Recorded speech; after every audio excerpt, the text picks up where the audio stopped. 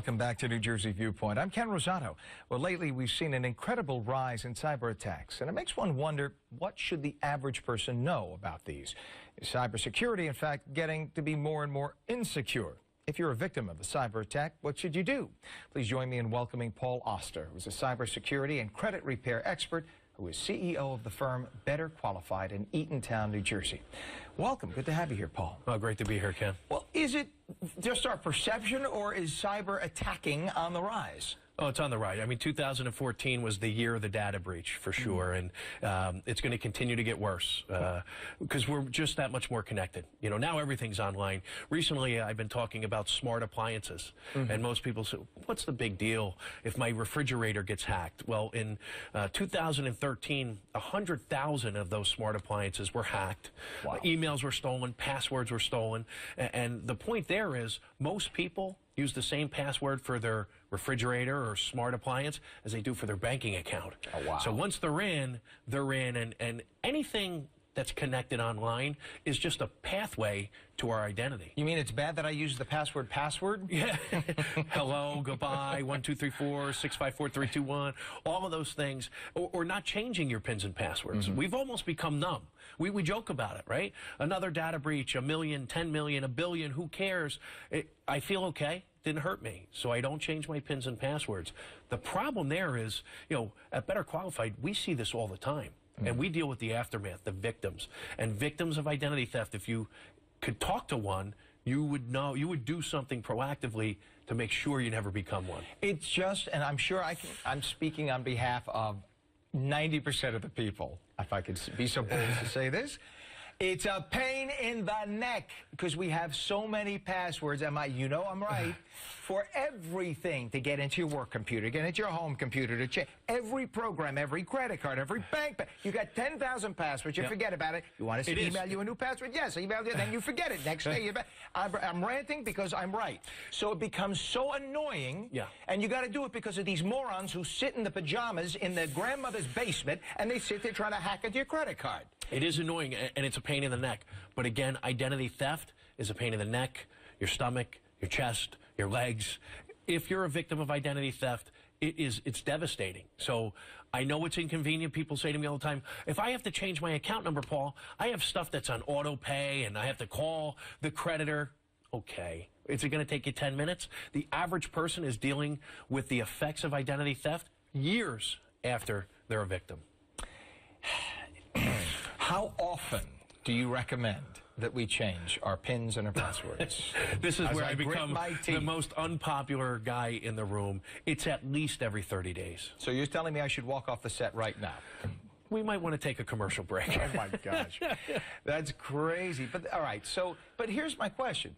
If it's so darn easy for these hackers to hack in, then what really are you telling? Then if they could hack into my current password, then what is changing it going to do? If they can hack into this, why can't they hack into the next one? That's great. The perception is that it is easy. So the data breaches happen. That doesn't mean they have access into your accounts. They can get to your accounts, and it's, if you think about the days of when guys used to walk through the parking lots just checking car doors, what car do they get into? The one that's unlocked. Right. So if you haven't changed your pins and passwords, if your password is still password or hello, you're the account that they're going to take over. So they have the sophisticated softwares that run these algorithms to try and figure out, even if you have a difficult password. But at the end of the day, the easier you make it for them, the more likely you're going to become a victim. And again, this is where I become the most unpopular guy in the room. It's our fault that identity theft is one of the fastest growing crimes in the country. And it's going to continue to be that way until we, as consumers, do something about it.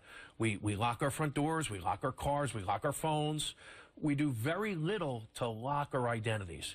And there's no such thing as identity theft protection, because our information, our data, is in 10 million billion places out there over the internet. But the idea is to secure what you can. All right, let's say sadly, to say the inevitable happens. I think we've all had a credit card number stolen or whatever, or bank account violated or whatever. So it happens. What do we do? So you have to make sure that you are aware of it. Early detection is the key. Like I just said, there's no such thing as protection. So unfortunately, we live in a day and age where you need to be involved in a credit monitoring program. And The FTC gives us all one free look on annualcreditreport.com to check our credit reports. I almost like to say thanks for nothing. Once a year, really, that's something that should be changed to every 30 days we should have access. But if not, then we have to pay a couple bucks a month to be involved in a credit monitoring program.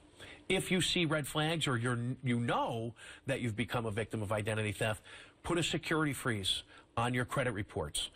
No one can access those reports if you put a security freeze without lifting a PIN or a password first. So that will protect you against people opening up new lines of credit. Putting a security freeze on your credit reports does not protect you against true name identity theft. And this is a really devastating part of this crime. This is where someone assumes your ID. They could get a job under your name. Why do they want to do that? Maybe they're a felon, an ex-convict. Maybe they're a child predator.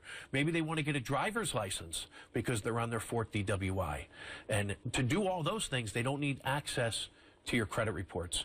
So you really have to monitor all of your accounts, check everything on a regular basis, or you have to deal with the consequences. Lovely. There are so many of these new security cams that work on a Wi-Fi in the house today. Yep.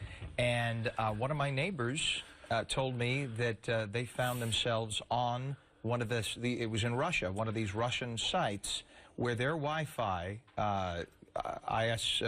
whatever it is. Yep, absolutely. So that's also something. Be Baby careful. monitors. Make sure that you have that locked and change the ID on that. We're out of time, but I just want to put that out there. So if you have your... Scary. Okay. We're out of time. I want to thank you so much, Paul Oster, for being here.